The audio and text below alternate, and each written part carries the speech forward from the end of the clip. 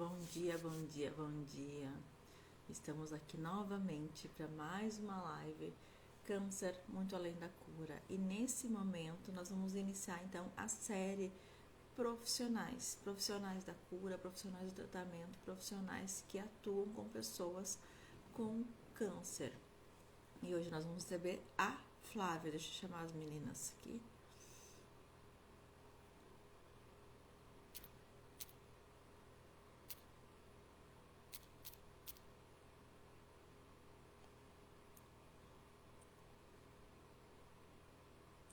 E vamos receber com certeza minha parceira de todas as sextas-feiras, a Giannini.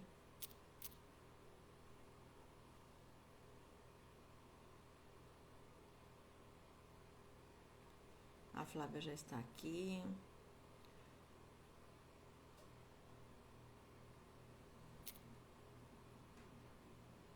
Para aceitar, acho que vai dar certo. Ai, que coisa maravilhosa. O Instagram está nos ajudando hoje. Bom dia! Bom dia, bom dia. Eu vejo você. Cadê? Ei, cadê nossa maravilhosa? Deixa eu mandar convite. Aqui, G, mandando convite para você. Vamos ver se entra aqui. Olá, Bom bom dia! Bom dia! Ah, Nós estamos frios, né, Flavinha? Que manhã fria. Onde eu estou, está muito frio. O povo está chegando, que coisa maravilhosa. Ei, Vamos pai. começar nos apresentando? Vamos. O Instagram não está permitindo que eu te veja, G, então a gente vai conversando por áudio. Ok, de novo, a gente tem que descobrir o que está acontecendo. Sim, temos. Mas por hora, se apresente para nós, que aí cada um faz a sua apresentação, combinado? Combinado. Começo eu? Sim, Vamos começa lá. você. Sou Janine, sou terapeuta na inteligência espiritual. Estou trabalhando hoje com mulheres que estão em tratamento de câncer.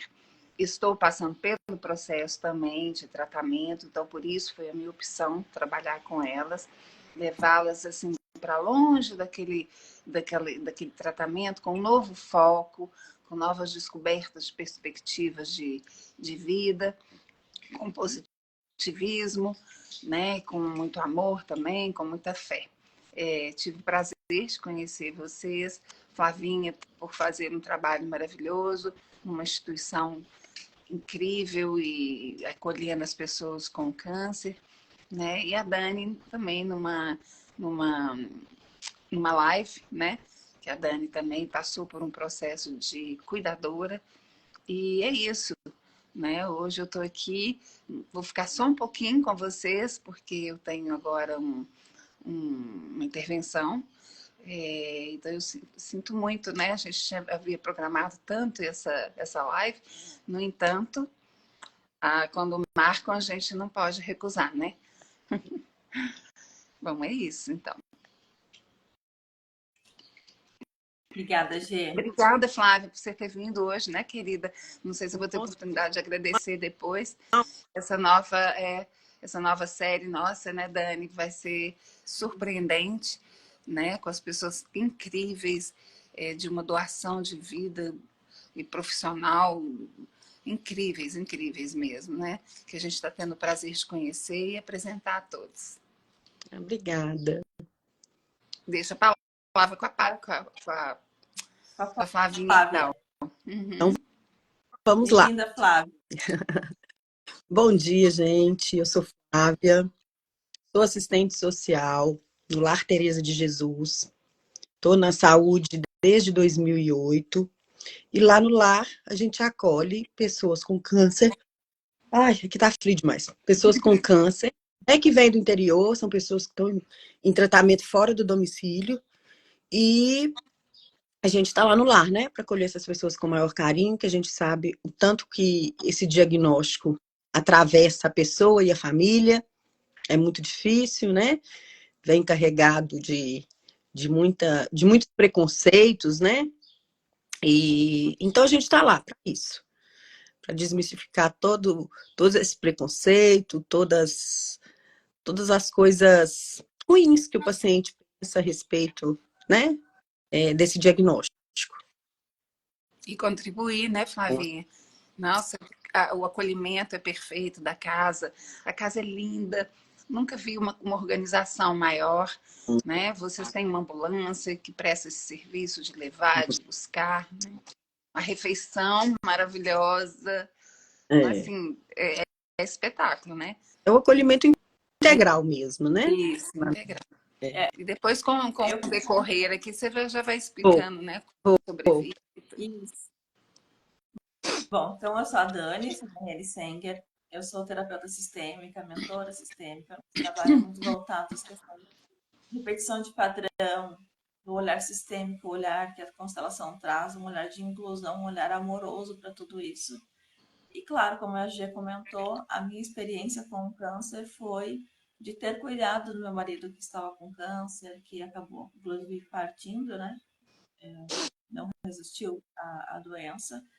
E eu sempre falo da importância de quem está por perto, quem está ao lado de quem está com a doença, de quem está em tratamento, o quanto é importante de segurar a mão dessa pessoa, dizer, nós estamos aqui, nós estamos apoiando, auxiliando, fazendo todo o possível, porque a parte emocional, esse suporte emocional é muito importante nesse período.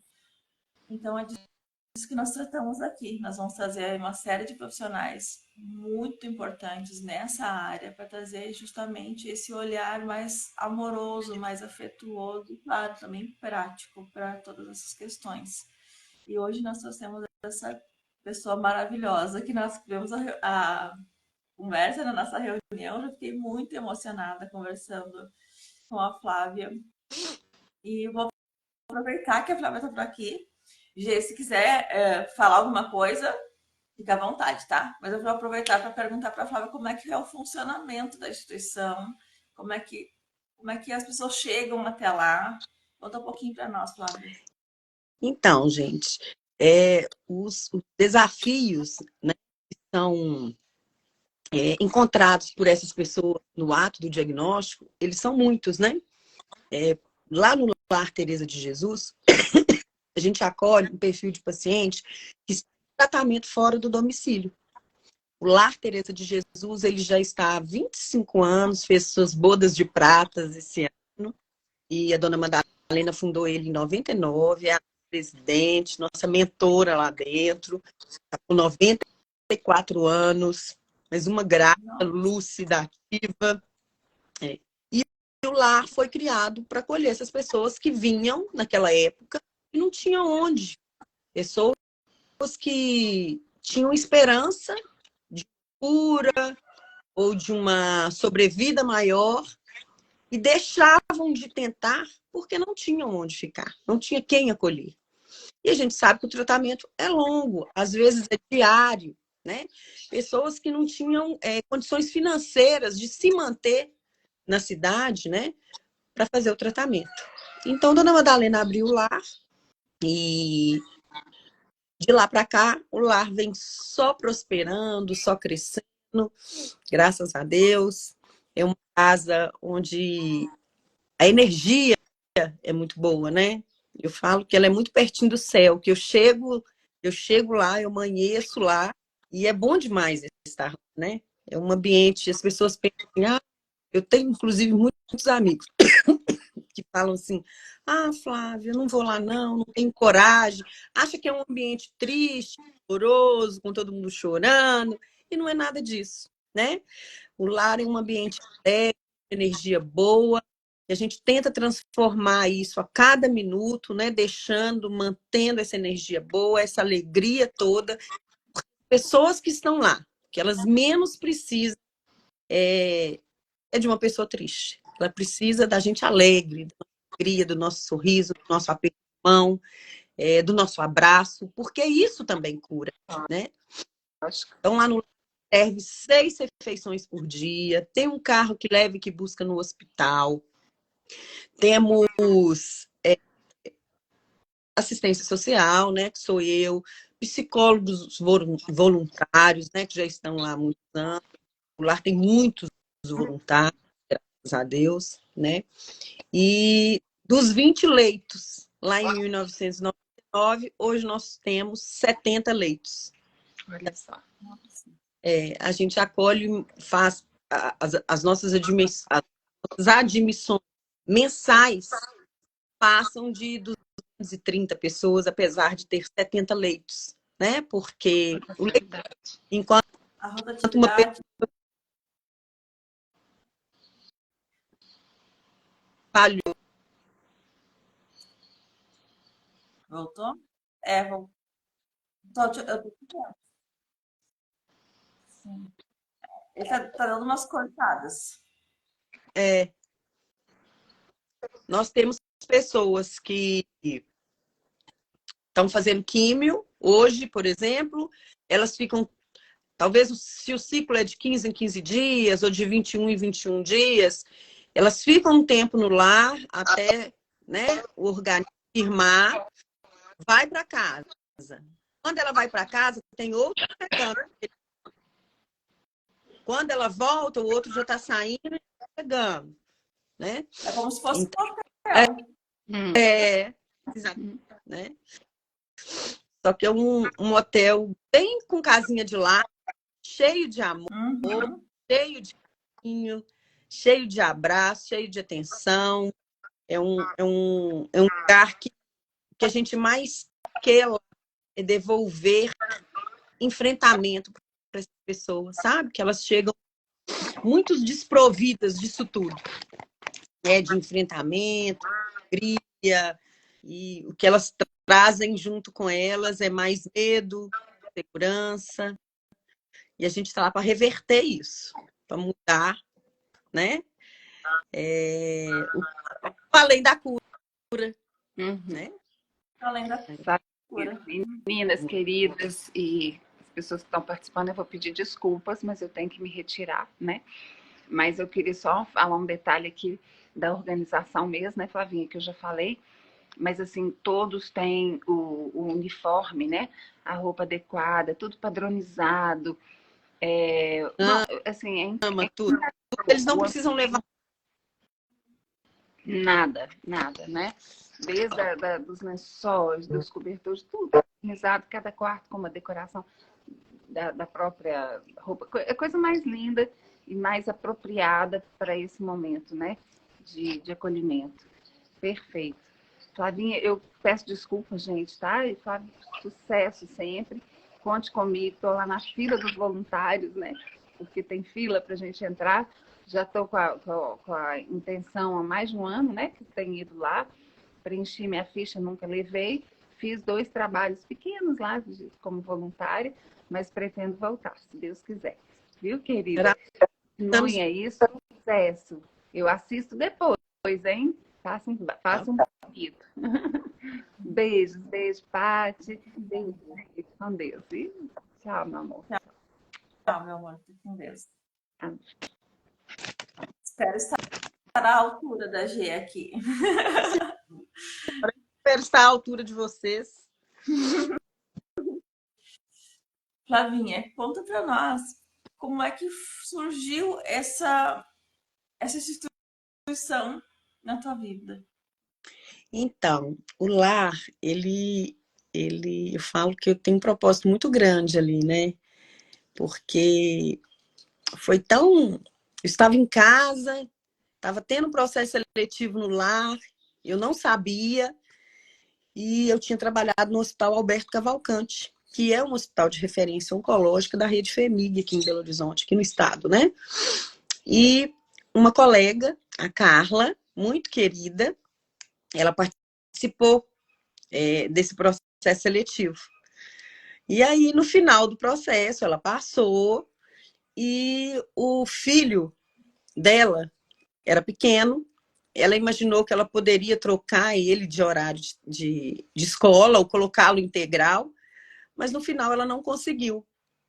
E aí ela me ligou, recebi essa ligação maravilhosa dela, falando, olha, Flávia, eu passei no processo seletivo de uma casa de apoio e tudo, e eu não vou poder ficar. Mas Deus tocou meu coração e eu acho que você é a pessoa para ir para lá, porque é todo o seu perfil. Eu falei, eu posso te indicar? Eu falei, claro. Isso foi numa sexta-feira. Na terça eu já estava contratada lá, sabe? Uhum, muito rápido. Muito rápido. E já vai para, né? Já vou caminhar para 11 anos lá já. Então, o lar é uma bênção na minha vida. O lar me ensinou demais, me fez evoluir demais como pessoa, como espiritualmente também, né? Como mãe, né? Ele estreitou muito a minha relação com Deus e é maravilhoso acordar todos os dias e saber que eu tô indo para lá. É muito bom. É uma casa acolhedora, acolhe tantas pessoas que, né, estão passando por esse momento difícil, mas acolhe também os funcionários com, assim, de braços abertos, né? É muito bom lá. Quando a Flávia nos contou isso na nossa reunião, eu fiquei muito emocionada, porque aqui a gente está falando do câncer muito além da cura, dos profissionais, das pessoas em tratamento, mas quando a Flávia traz isso, que ela adora acordar e ir para esse trabalho, ela fala do propósito. Eu esqueci É. de escrever aqui na nossa de hoje. Ela fala do propósito, que é quantas pessoas procuram esse propósito, que querem acordar e se sentir felizes no seu trabalho e não tem isso, não tem essa experiência na sua vida. E a Flávia, ela tem isso. Então, realmente, quando a gente fala de câncer muito além da cura, também a gente fala disso, esse propósito maior que isso traz, de certa maneira, o câncer trouxe também um propósito de vida para a Flávia. Sim, com certeza. Tinha, né, uma querida, uma amada paciente lá do lar de muitos anos, a Edvete. E a Edvete, um dia, eu falei, gente, como é especial, assim, né? Quando a pessoa, ela entende as coisas espirituais, né? Teve um dia que a Edvete falou assim comigo, o câncer me trouxe coisas que eu jamais teria se eu não tivesse tido ele. Ela era uma paciente de câncer. Falei, gente, ela conseguiu enxergar o outro lado, né? Uhum. É isso que a gente vem trazer no lar, né? A gente não vem trazer porque o diagnóstico de câncer, como eu falei, né? Ele vem cheio de muitos preconceitos, né? E que são culturalmente alimentados por nós, né? E um deles é a associação com a morte. Mas hoje em dia, como é que fala? As tecnologias, né? O progresso tecnológico está muito avançado, né? Hoje nós temos tratamento para tudo, né? Temos remédios diversos, extremamente evoluídos, que trazem menos desconforto, menos efeitos colaterais, né? Então, eu quero o tempo todo mostrar lá no lar isso. Na hora que o paciente chega, a gente sabe do terror que é esse diagnóstico, mas, gente, hoje nós vivemos num mundo muito mais evoluído, muito mais avançado, e que se cada um de nós plantar uma sementinha na família, nos amigos, que é preciso nos olhar mais, né? Dar mais atenção aos nossos sintomas, ao que a gente está sentindo, quanto mais a gente tiver um diagnóstico precoce, mais é uma chance de cura ou de uma sobrevida, né, muito grande.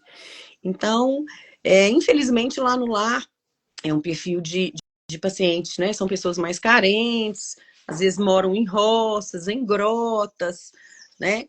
E quando descobrem o câncer, às vezes já está numa fase mais avançada, né?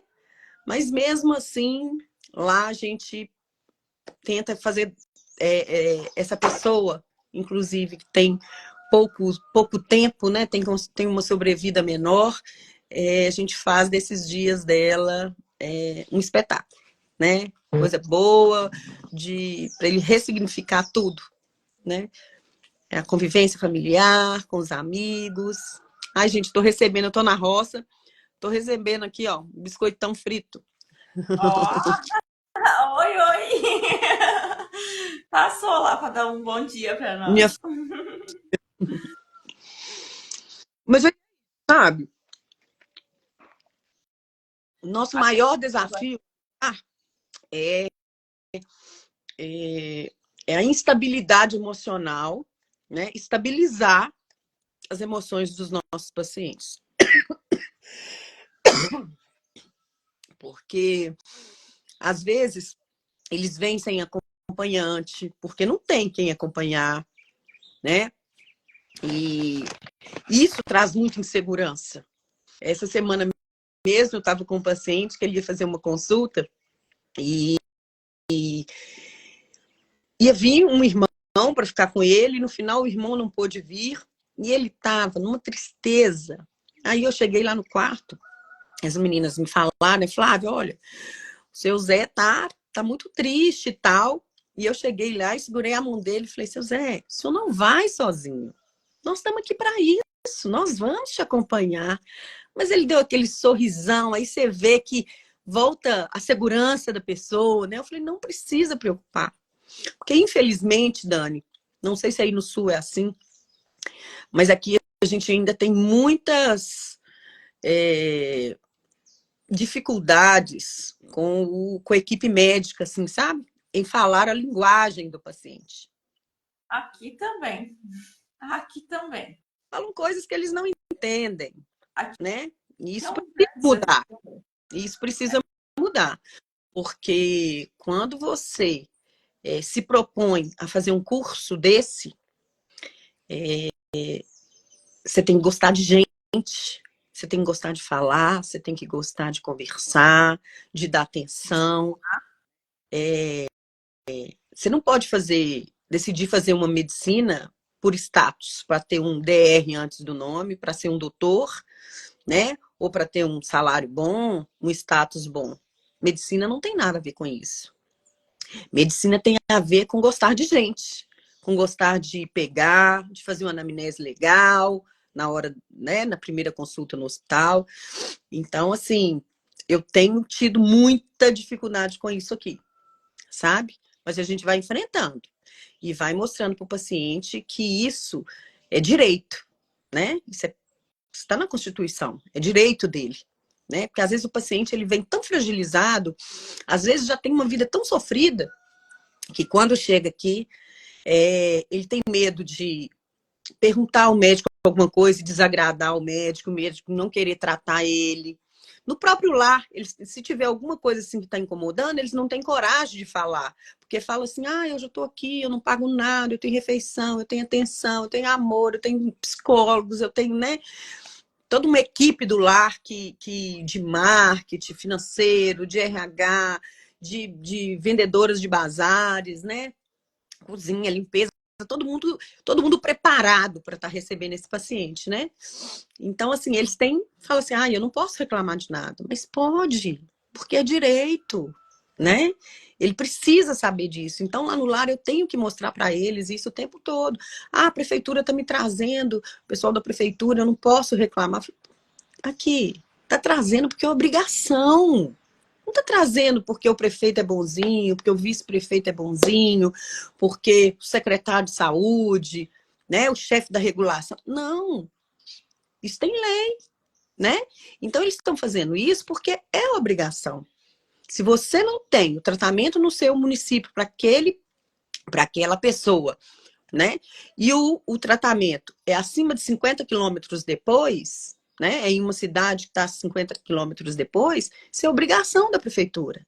Então, nós temos que estar lá o tempo inteiro falando isso, reafirmando isso. Olha, é direito seu.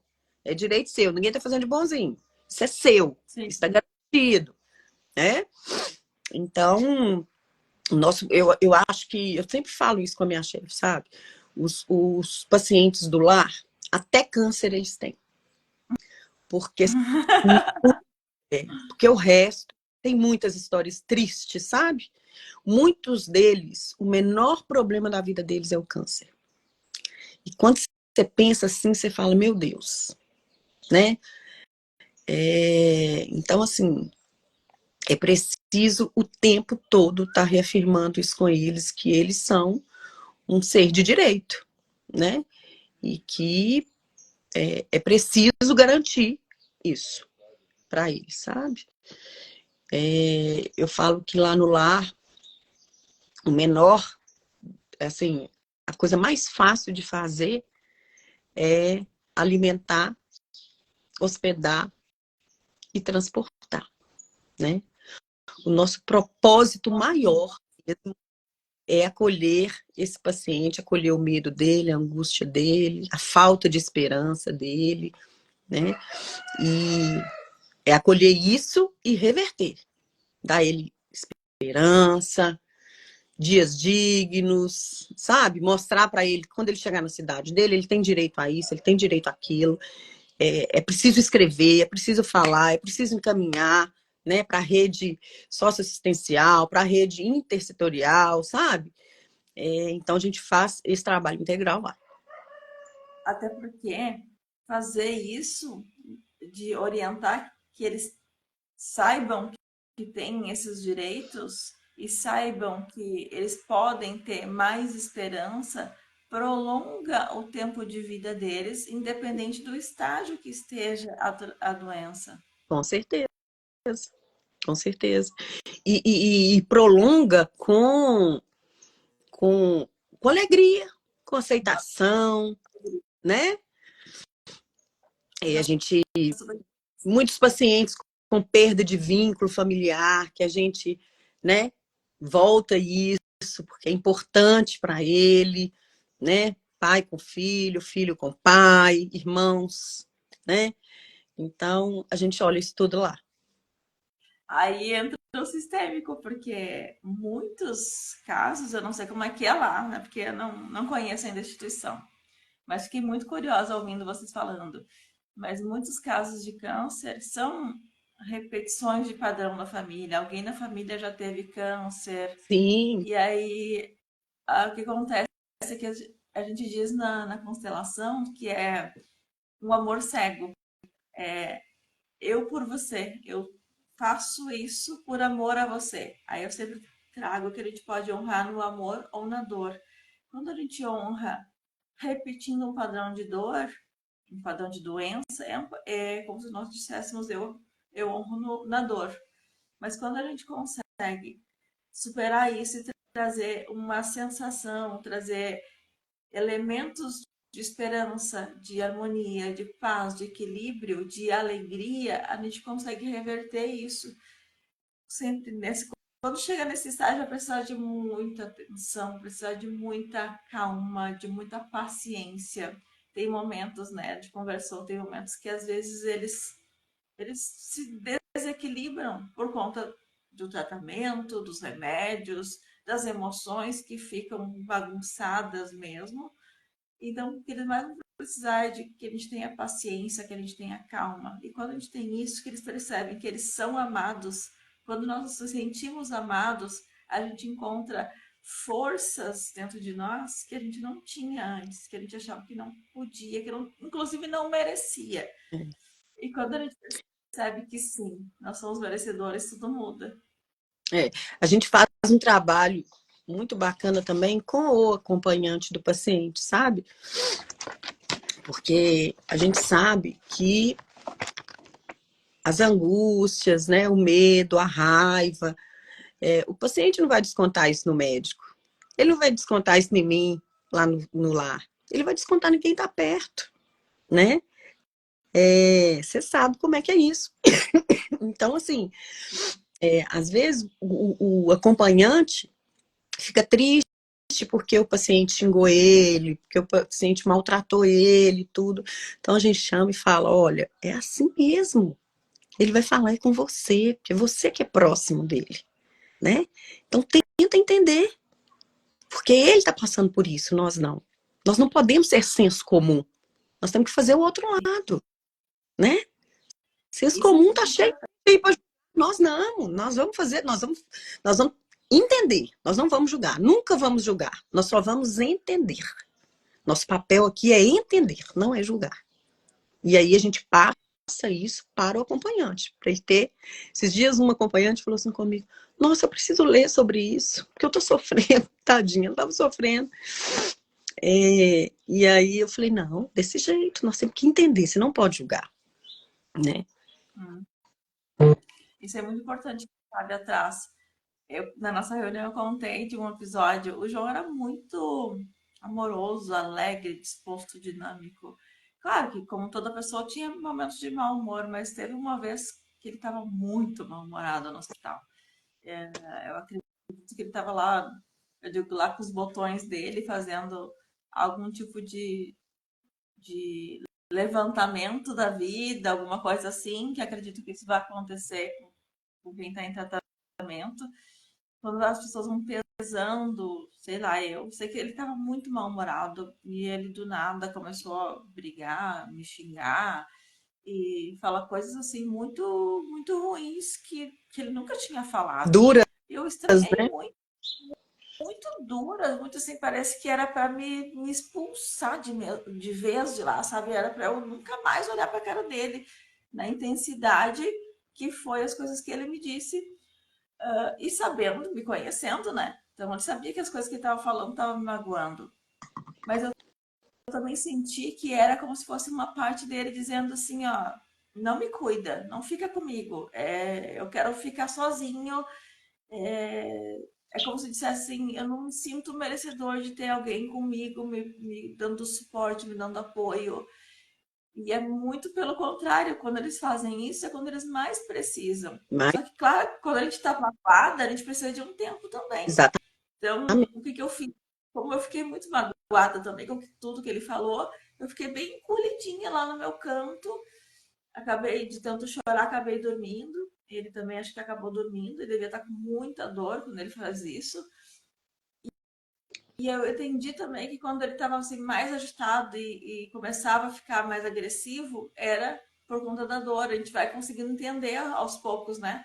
Então eu procurava ver se estava perto do horário do remédio, ver se tinha como dar uma adiantada, ou se tinha algum remédio ali naquele meio tempo, né? Que pudesse dar suporte com relação à dor. Então eu já conseguia ir entendendo que aquele momento que essas coisas aconteciam era por conta da dor. Então, esse cuidador que está junto, esse acompanhante, ele vai conseguindo perceber como é que é esse paciente, conforme ele for cuidando, estando por perto e realmente entregando o seu amor, que nesse momento é muito o que eles precisam, e não de julgamento, porque as pessoas vão dizer, ah, mas por que isso, porque aquilo ao longo da vida.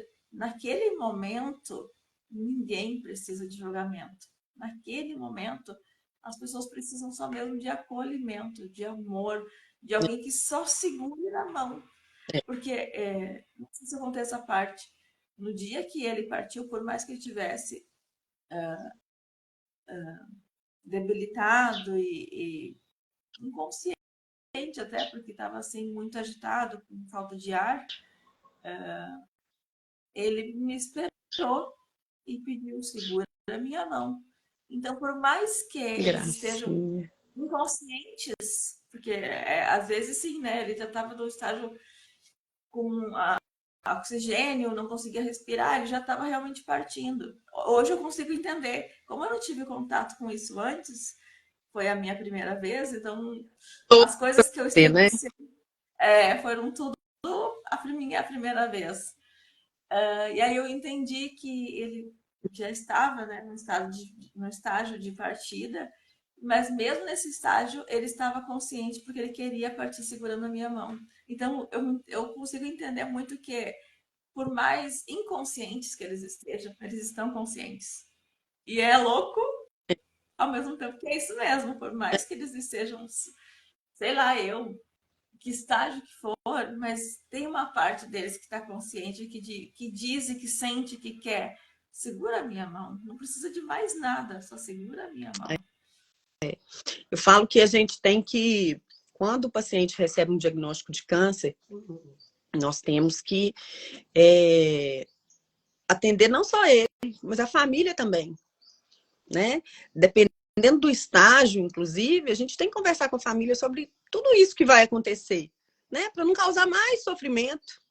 Eu acho que isso tinha que ser um dever dentro, né, do hospital, para a gente já falar com a família, olha, vai acontecer isso. Então, você tem que, né, entender para ter mais acolhimento e mais entendimento, né, do que julgamento. No hospital, ele chegou na parte dos cuidados paliativos. E aí tinha o pessoal que vinha de manhã fazer as visitas. E era uma equipe que vinha, eram 5, 6 que vinham numa vez só. E eu ficava muito incomodada quando eles vinham. Muito incomodada. O que esse povo quer? A minha sensação é como se fosse assim, esse que esses urubu querem aqui, porque eles queriam muitas vezes tratar coisas práticas,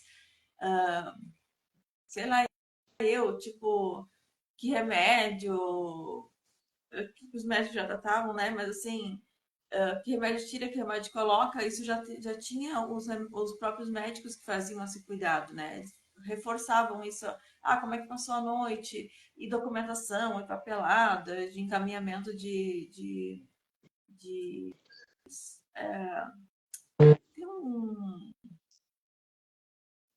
tem um negócio que recebe do INSS, esqueci o nome. Ó, como e quando procurar o lar através das prefeituras e secretarias? Tá, já faz essa pergunta. Então, tinha uma parte muito prática que eu achava que era importante, embora eu ficava assim, nossa, não precisa disso, ele vai ficar bem. É como se o familiar, muitas vezes, ele não consegue ter o entendimento na proporção daquilo. Tem uma fase, talvez, de luto que já tenha iniciado, que é de não aceitação. É a negação, né? De negação, é como se, assim, tá louco? Que história é essa? A pessoa vai ficar bem. A gente não consegue ter muito bem a dimensão de tudo aquilo, porque a gente está acostumado a ver a pessoa bem, saudável. João andava de bicicleta, subia morro, né? Não tem. Como que do nada isso vai acontecer? Talvez algo assim, tipo, explicando esse passo a passo, porque eu acabei vivendo isso na prática e não na teoria. Talvez me dissesse assim, olha, vai acontecer isso, isso, isso, isso. Essa teoria do que ia acontecer, os médicos não traziam. Eles só traziam um pesar no olhar. Uhum. Pesar no olhar é como se já não tá mais aqui, é como se a pessoa já tivesse morta. Aquilo me incomodava e me machucava muito. Eu queria que eles ficassem distantes, porque aquele olhar pesado era como se fosse matando mais ainda.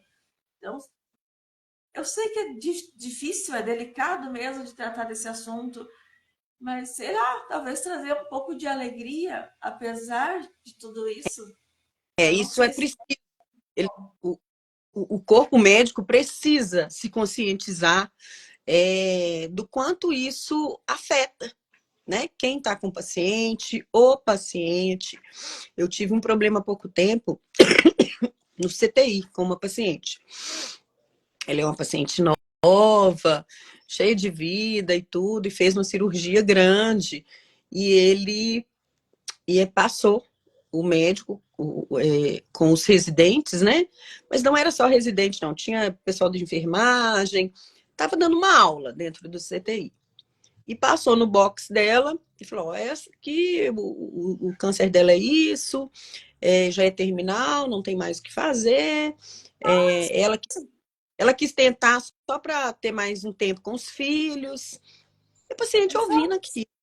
eles falam isso. O paciente Eles falam ouvindo. isso. Na hora que eu cheguei, ela estava arrasada. Ela falou, eu sei de tudo que está acontecendo comigo, mas não precisa de ficar me expondo desse jeito, não. E ela chorosa, sabe? Aí eu procurei, pessoal. Falei, não, eu não aceito que façam isso com ela mais. Eu não admito isso. Aqui onde ela está, o último lugar que ela tinha que ouvir uma coisa dessa. Dando uma aula sobre uma história trágica, na frente do paciente. Não, a história dela não é trágica. Deram uma aula como se fosse uma história trágica, não é, né? Então, assim... Ela só tá aqui só por fazer número. Exatamente. Ah, ela está aqui porque ela quer mais um tempo de vida com os filhos. É isso, não é assim, né? O fim da medicina não é o fim de nada, né? Cada um tem a sua fé, né? Tem as suas convicções e é preciso respeitar isso. A gente precisa E até respeitar.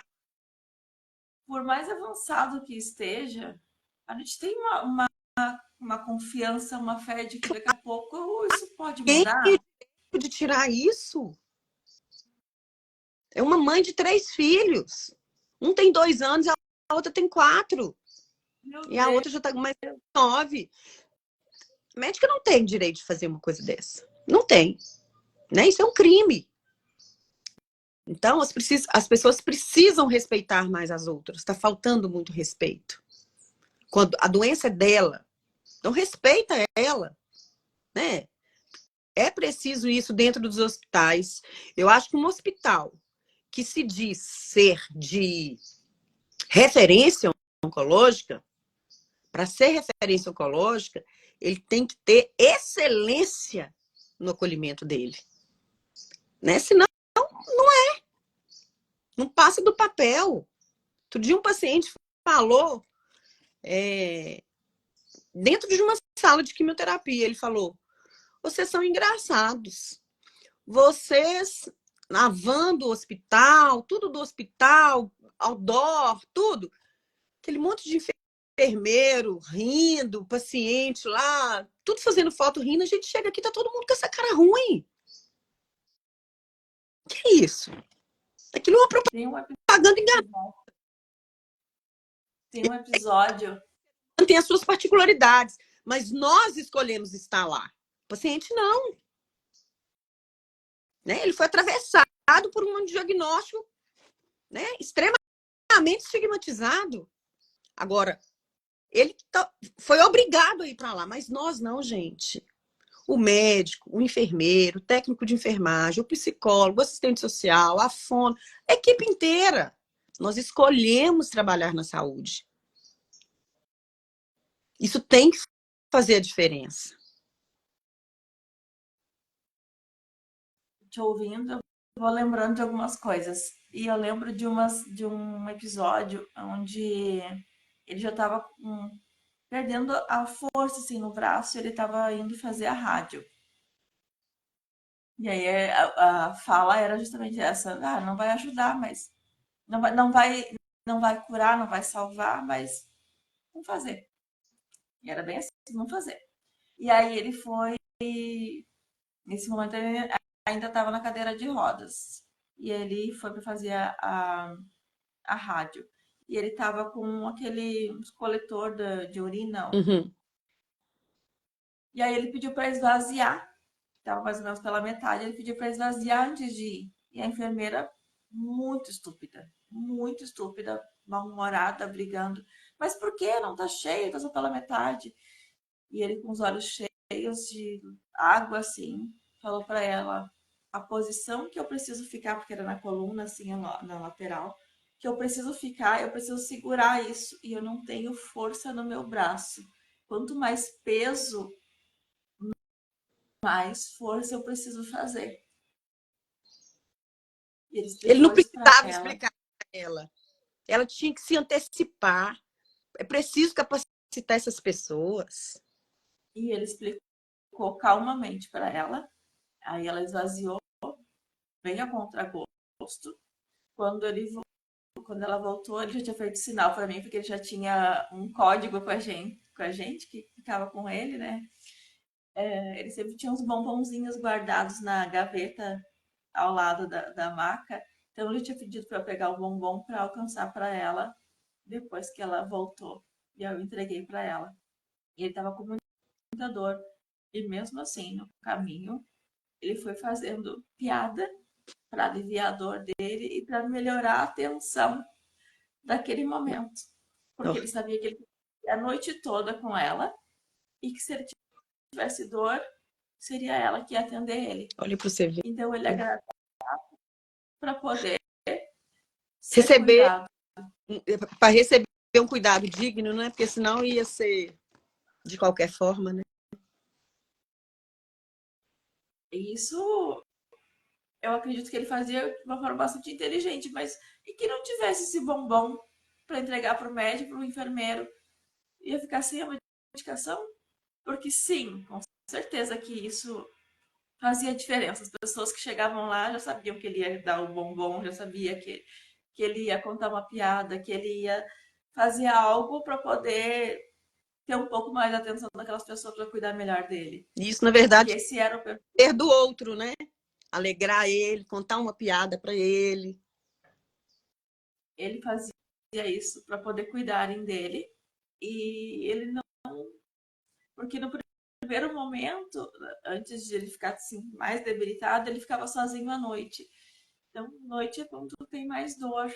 E ele chamava para dar medicação e não vinham. Aí depois, com o tempo, eu fiquei também à noite com ele. Eu me organizei, precisei me organizar minha vida, que é toda uma organização também de quem acompanha. E eu acabei ficando com ele, as noites que eu não ficava, ele ficava com uma cuidadora. E aí ficou, entre aspas, um pouco melhor, porque melhor nunca é, né? É. Mas, assim, a importância desses profissionais realmente olharem com outro olhar, né? Porque eu ficava pensando, e quem não tem o dinheiro para comprar o bombom? E quem não tem o bombom, ou o bis, ou a bala, ou sei lá o que for? É preciso Quem de humanizar repente essas não pessoas. tem esse humor para contar piada? Como é que fica? É Eu preciso fiquei. fazer um trabalho mais com relação a essa humanização, capacitação dessas pessoas, sei lá, trimestralmente, porque elas caem na rotina ali e vai e age no automático. E não pode ser. Ah, fez uma É, quimioterapia, tá passando mal. Ah, é assim mesmo. Não é assim mesmo, gente. Talvez se você der a mão para ele ali, o enjoo vai melhorar. e A muitas vezes atençãozinha que você acontece. vai dar ali, você vai trazer segurança. Assim como a gente teve essas experiências, também teve outras. É, tinha uma que fazia os curativos e ela fazia desenhos, ela era muito boa de desenho, então ela fazia o desenho fazia o curativo e fazia o desenho. Uma vez eu cheguei lá, ela tinha feito o curativo e tinha feito uma desenho do Homem-Aranha, se não me engano era isso.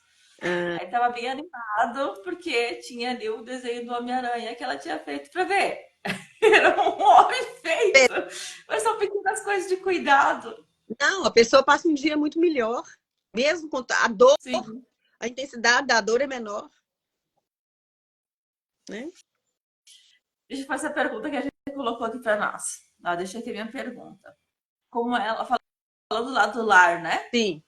Como e quando procurar o lar? Através das prefeituras, das secretarias? Como é que se dá isso? Então, o lar é uma casa de apoio, né? Uma casa de passagem para pacientes que moram fora de Belo Horizonte, né? Que são do interior de Minas Gerais. A gente acolhe outros estados também, mas nosso grande público é do estado de Minas, especialmente do Vale do Jequitinhonha, que é uma região desprovida assim, de saúde especializada, sabe? Não tem hospital especializado em alguns tratamentos. Então, a gente acolhe muita gente do Vale do Jequitinhonha. Como que é feito isso? As prefeituras, o paciente está lá no Vale de Jequitinhonha, está lá numa cidade do Vale. E aí, o médico de lá viu que ele está com, né, diagnosticou que ele está com um tumor. Então, ele vai fazer a biópsia, concluiu, o diagnóstico foi positivo para o câncer. O que essa prefeitura vai fazer? Ela vai mandar um encaminhamento para Belo Horizonte, para a Secretaria de Saúde, né? Aqui a gente chama de Comissão de Oncologia, lá na CMO. E aí eles mandam para lá.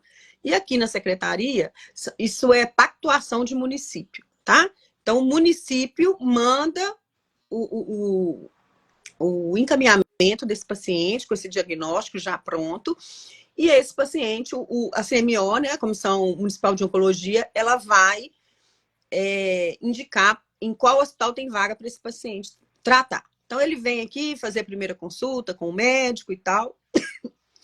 Quando ele sai do hospital, nós temos hospitais aqui que no próprio encaminhamento do hospital, eles já colocam o nome do Lar Tereza embaixo. Porque essa ficha vai voltar para a cidade, para a Secretaria de Saúde de lá se organizar, ó, o paciente vai começar o tratamento dele em tal dia, tá? Vai ser diário, radioterapia diária, vai fazer químio concomitantemente de 10 em 10 dias, né? Fala toda a programação do paciente, do tratamento do paciente. E aí essa prefeitura, né? O setor de tratamento fora do domicílio vai ligar para o Lar Tereza de Jesus e solicitar a vaga. Então, o lar recebe pedido de vaga das prefeituras, que aí ele vem com encaminhamento em papel timbrado da prefeitura, assinado, né? Vem pela prefeitura, então, e pelos assistentes sociais dos hospitais, né? Ou pelas associações também de apoio ao câncer dos municípios, que às vezes passam direto pela associação. Mas sempre esse paciente vem com um encaminhamento. Por quê? Nós já tivemos casos de abandono de paciente no lar. E o lar é uma casa de passagem, não é ILPI, não é uma instituição de longa permanência, né? Esse paciente, após o tratamento dele, ele precisa voltar para outro chegar e ficar no lugar dele, né? Precisa dar o lugar para outra pessoa tratar. Então, hoje, há muitos anos, a gente vincula o paciente, né? Ou a prefeitura, ou a Associação de Apoio ao Câncer, né? Porque nós já tivemos esse problema e tivemos que entrar com um pedido no Ministério Público, né? Sem o paciente saber. Porque ele ficava num quarto de frente à minha sala e ele falava assim: ô, dona Flávia, eu resolvi, eu não quero ir embora mais, eu vou ficar aqui, porque aqui vocês cuidam tão bem de mim e tal e coisa. Eu falava: ô, mas o senhor não pode. E quando outra pessoa precisar tratar, onde que ela vai ficar, né? E tudo, explicava para ele. Mas ele acordava e chorava e falava assim: não, me deixa aqui, não me deixa sair. E nós entramos com um pedido, o Ministério Público deu à prefeitura, né? 48 horas para tirar ele lá do lar. Mas no dia que a gente explicou, né? Não, ó, no dia que você tiver que voltar de consulta, o senhor volta de novo e tal. Mas era um caso já bem avançado, a gente sabia que não tinha mais jeito.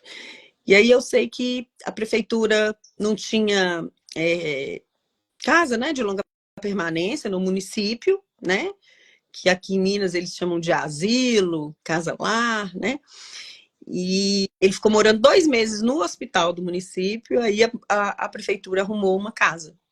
Foi bom que a prefeitura arrumou uma casa para ter na cidade, uma prefeitura pequena e não tinha ainda, né, essa casa-lar lá. E aí depois ele foi para essa casa-lar. Ele não tinha família. A gente tem muitos casos assim. E aí, sabe? Esses outros casos acontece o quê? Oi? Esses outros casos de quem não tem família, o que acontece? Então, como eles vêm vinculado à prefeitura, né? A gente recebe, por exemplo, paciente que já está em instituição de longa permanência no município. Ah, sim. Como ele é vinculado à prefeitura, a prefeitura volta com ele. A prefeitura que faz todo o trâmite que for necessário. Todo o trâmite. Né? Por exemplo, o paciente está aqui, está querendo uma consulta. Eu não consigo isso em Belo Horizonte, né? Porque o paciente, o endereço dele é em outro município. Então, para ele consultar aqui, tem que vir, né, via Secretaria de Saúde. Sim. Agora, quando ele já está no tratamento, já está vinculado ao hospital, aí a gente consegue as consultas dentro do hospital de origem mesmo, a gente consegue, né, fazer os pedidos, encaminhar, a gente consegue fazer isso. Exames, né, a gente tem alguns convênios que a gente consegue exames mais baratos, porque às vezes o do SUS vai demorar muito. Então, Sim. às vezes fala assim: ah, não, nós vamos juntar aqui e vamos. Aí a gente consegue, em alguns lugares, né, mais barato. Isso é bastante importante também, porque realmente o SUS às vezes não tem. Demora. Não é tão breve. Não, demora. Não, você tem pressa.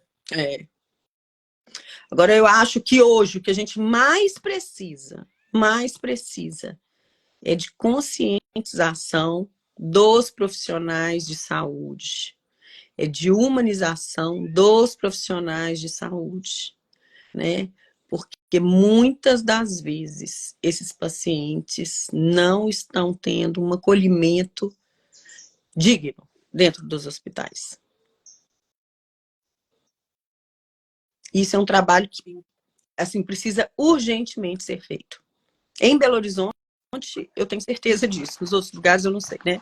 Mas aqui, como eu estou nessa labuta diariamente, eu vejo muito isso. Eu fico triste de pensar que eu tenho que ir dentro de um hospital defender um paciente, ser uma advogada de um paciente lá dentro, sabe? Já chegou ao ponto, assim, como são 70 leitos, eu não consigo acompanhar todo mundo, né? Mas faço questão de acompanhar os que eu vejo que estão desacompanhados, ou às vezes o acompanhante é mais limitado do que o paciente, sabe? Mas era o acompanhante que ele tinha e que ele tem confiança, que ele gosta de estar perto, né? Mas, então, muitas das vezes, essa semana mesmo eu fiz isso, com 2 pacientes, com 2 acompanhantes. Escrevi, falei, quais são as suas dúvidas? Escrevi todas as dúvidas no papel, digitei bonitinho, chegar lá, você vai perguntar para o médico isso aqui. Tá, beleza. Mas, há um tempo atrás, eu fiz isso com um paciente, um menino novo, de 25 anos, muito novo, e ele foi lá, era um CA de célula gigante no pé, tinha uma história triste, que era filho do patrão da mãe, a mãe era surda e muda, ela tinha as 2 deficiências, então ele tinha um menininho de 4 anos, então era uma história bem complicada, sabe? E ele com medo de morrer, deixar uma criança, e aí eu falei com ele, olha, vai lá e pergunta tudo pro médico. Aí ele voltou chorando, tava sozinho, sabe? Seguro demais. E eu falei, o que aconteceu? Ele falou, o médico falou que quem fala é ele, que eu só escuto. Nossa, precisa disso? Ele está sendo Que pago isso? pelo paciente. Mas esse eu fiz uma coisa bem bacana. Sabe o que eu fiz? Eu acho que nunca mais ele vai fazer isso com ninguém. Porque eu marquei uma consulta particular com ele. E fui com o paciente. Ele não me conhecia, na sala de espera, ele passou, olhou para o paciente e falou, o que você está fazendo aqui? Te atendi semana passada. O paciente ficou de cabeça baixa, assim, vermelhinho, de medo, de vergonha, de tudo. Eu falei, mas eu preciso fazer isso. E aí cheguei, na hora que chamou o nome dele, ele foi entrando, eu fui entrando junto. Falei, doutor, me apresentei, né? Eu tô aqui porque semana passada ele estava com umas dúvidas e perguntou pro senhor, e o senhor falou que lá quem falava era você, e que ele só escutava. Mas hoje nós estamos pagando a consulta, e eu quero que você responda todas essas questões. Ele ficou injuriado, mas ele respondeu todas as perguntas. Sabe? Agora, precisava disso. O paciente precisava passar por isso. Sabe? E eu falava com ele, olha, é direito seu. Na hora que falar isso com você, essa semana eu falei com o paciente. Falei, comecei a perguntar, a médica começou a andar. Falei, olha, você não segura o braço dela não, mas você bate assim nas costas dela e fala assim, doutora, você não me respondeu tudo. Você precisa me responder. Você escolheu estar aqui. Você paga para estar aqui. Meu tratamento é pelo SUS, independente. Você paga para me escutar. A doença é minha, eu preciso saber o que eu tenho. Infelizmente, Dani, eu não consigo estar em todas com eles. Mas, nos casos mais graves, eu vou e faço valer a lei, sabe? Porque tá sendo difícil. Eu acho muito triste eu ter que sair do lar para defender um paciente de um médico. Isso é terrível. Isso é caso de termos, de repente, uma formação mais voltada a essa humanidade. Uhum. Isso precisa fazer parte da formação É. desses A médicos. doutora Cláudia Quintana, ela fala, eu faço muitos cursos com ela, sabe? Você já ouviu falar dela? Sim, sim. Um Quando a dia gente começa a estudar sobre esse meio, ela sempre vai surgir. a doutora Ana Cláudia é sempre uma luz para a gente, né? E ela fala que as pessoas entram na escola de medicina seres humanos e formam médicos. Eles entram com a vontade de ajudar, de ajudar, de ajudar e sai de lá médico. Não esquece tudo isso, essa vontade, esse desejo de cuidar. Muito triste, né? Mas nós vamos fazer um trabalho, pisar esse povo. Quem sabe tá, E tem que ser prova- dentro da escola. é, Tem que ser dentro da provavelmente escola. isso já deu um momento para Da isso e a escola gente vai é contribuir falar. nas nossas vidas. É, é.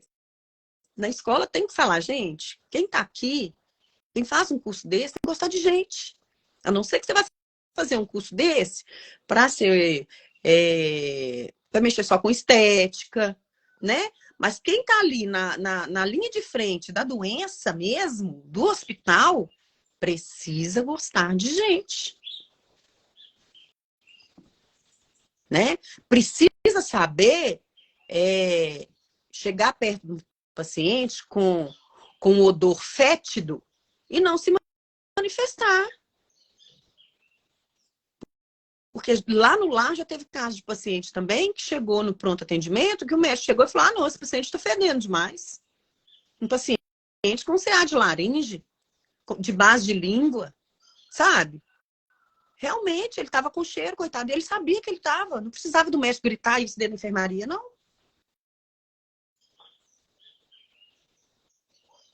Então, é preciso defender eles dessas maldades. Isso é maldade, isso é cruel.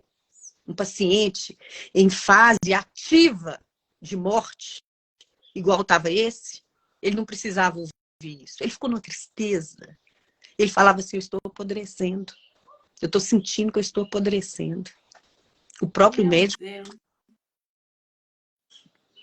Então, são muitas coisas boas que tem em hospitais. Tem muitos médicos bons, mas tem muitos que estão deixando a desejar demais. Estão cometendo crimes lá dentro. Porque uma pessoa, um médico que não gosta de gente, ele faz mal demais para o paciente.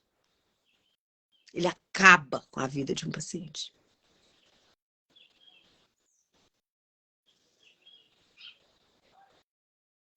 Que Deus abençoe. Que esses médicos encontrem razões para começar a mudar o seu comportamento. E às vezes as razões começam a surgir na própria vida deles. Sim. Porque a gente aprende no amor ou na dor.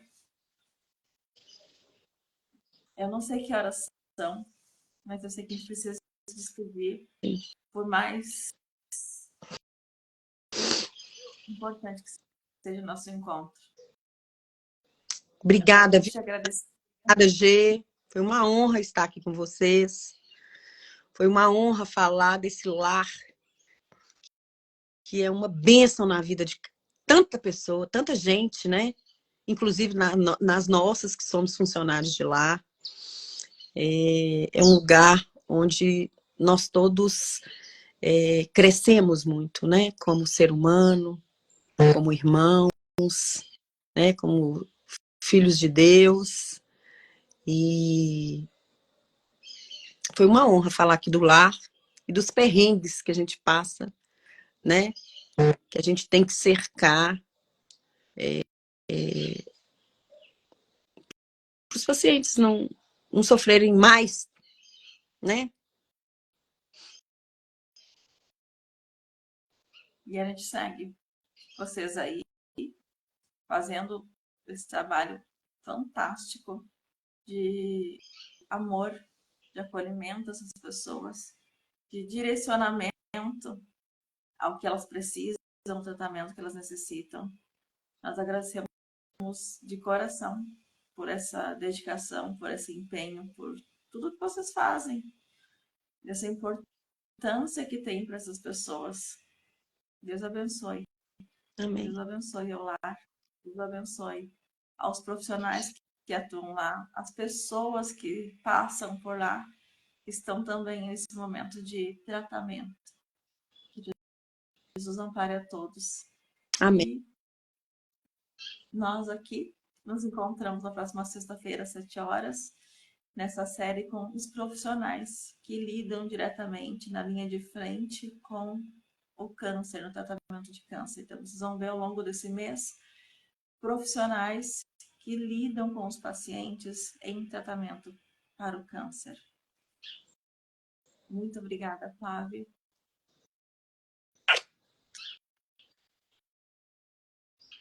E até a sexta, gente. Até sexta.